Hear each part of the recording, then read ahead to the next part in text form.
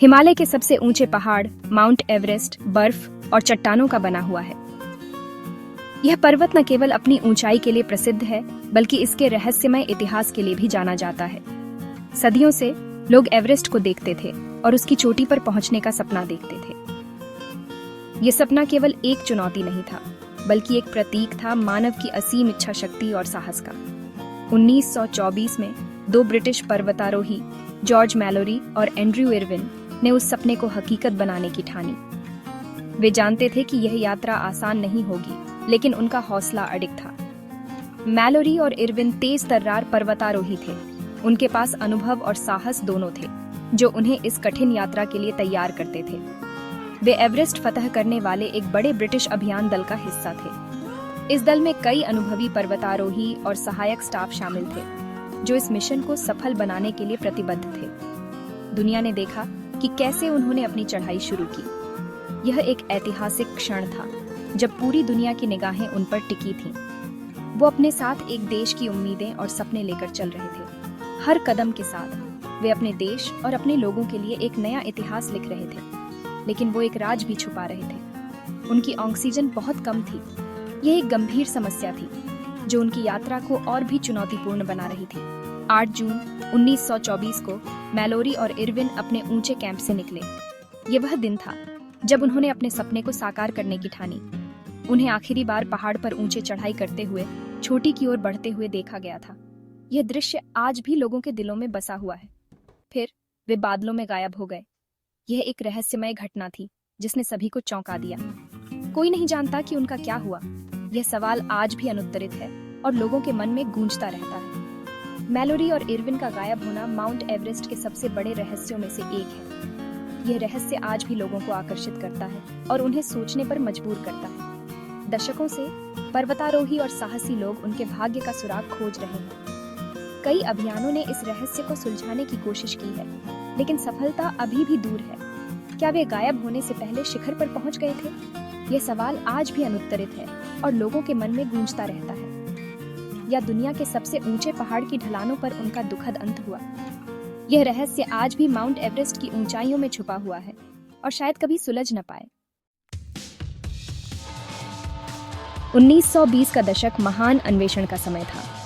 दुनिया अभी भी पहले विश्व युद्ध से उभर रही थी। लोग हीरो और एडवेंचरर की तलाश में थे। मैलोरी और इरविन बिल्कुल फिट बैठते थे।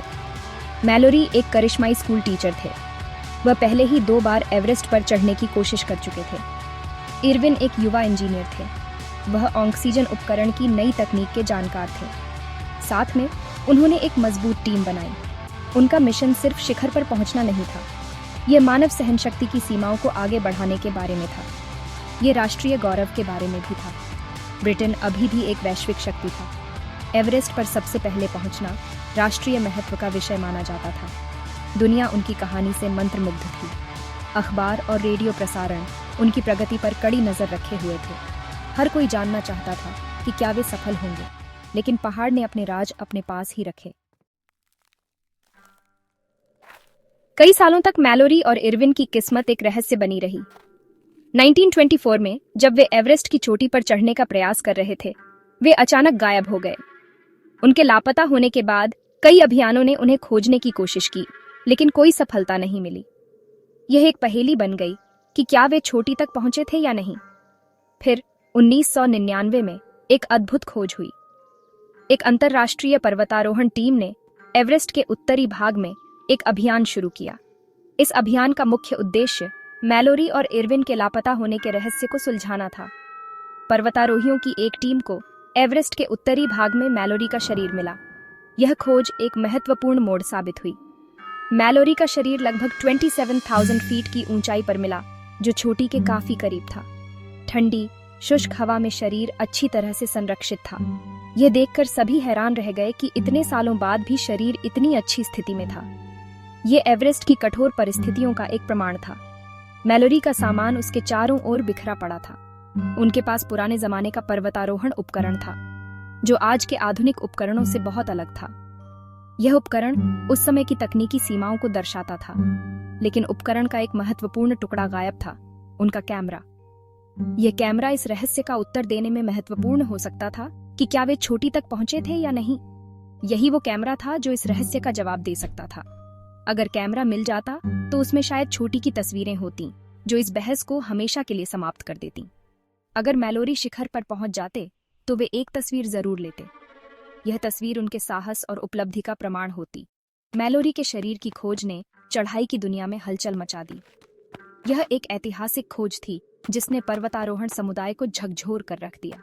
यह एवरेस्ट के खतरों की एक कठोर याद दिलाता था। पर्वतारोहण एक जोखिम भरा खेल है और एवरेस्ट की चढ़ाई सबसे कठिन चुनौतियों में से एक है।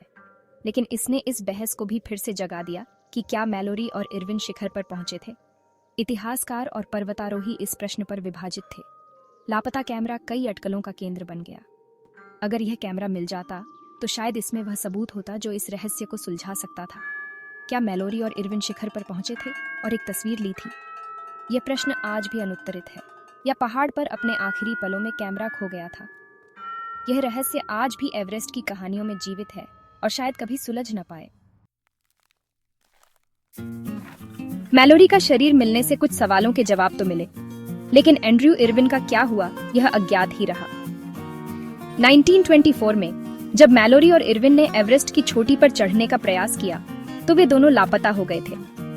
मैलोरी का शरीर 1999 में मिला, लेकिन इरविन का कोई सुराग नहीं मिला। इरविन का शरीर कभी नहीं मिला। ये रहस्य और भी गहरा हो गया है क्योंकि उनके पास एक कोडक कैमरा था जो शायद उनके अंतिम क्षणों को कैद कर सकता था। उनका गायब होना शायद पूरी कहानी का सबसे दिलचस्प हिस्सा है। क्या वे एवरेस्ट की चोटी पर पहुंचे थे? क्या उन्होंने दुनिया की सबसे ऊंची चोटी को फतह किया था? कुछ लोगों का मानना है कि इरविन मैलोरी से ज्यादा समय तक जीवित रहे होंगे। यह भी संभव है कि वे चोटी पर पहुंचे हों और फिर उतरते समय किसी दुर्घटना का शिकार हो गए हों। वह उतरते समय ज्यादा मजबूत थे। इरविन एक युवा और ताकतवर पर्वतारोही थे और उनके पास बेहतर शारीरिक क्षमता थी। हो सकता है कि वह नीचे की ऊंचाई तक भी वापस आ गया हो।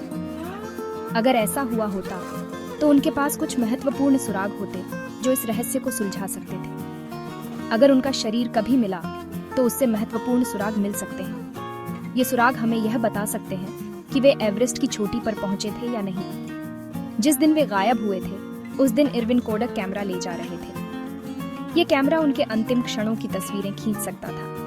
अगर उनका शरीर मिल जाता है तो हो सकता है कि कैमरा अभी भी उनके पास हो। ये कैमरा इस रहस्य को सुलझाने की कुंजी हो सकता है। अंदर की फिल्म अभी भी विकसित की जा सकती है। यह फिल्म हमें उनके अंतिम क्षणों की झलक दिखा सकती है। कल्पना कीजिए कि उस उत्साह का क्या होगा जब एवरेस्ट के शिखर पर खड़े मैलोरी की तस्वीर सामने आएगी। यह तस्वीर इतिहास को फिर से लिख सकती है। एंड्रयू इरविन के गायब होने से मैलोरी और इरविन के रहस्य में जटिलता की एक और परत जुड़ जाती है। यह रहस्य हमें यह सोचने पर मजबूर करता है कि क्या वे वास्तव में एवरेस्ट की चोटी पर पहुंचे थे। यह एक याद दिलाता है कि आखिरी फैसला हमेशा पहाड़ का ही होता है। एवरेस्ट के रहस्य और उसकी चुनौतियां हमेशा हमें आकर्षित करती रहेंगी,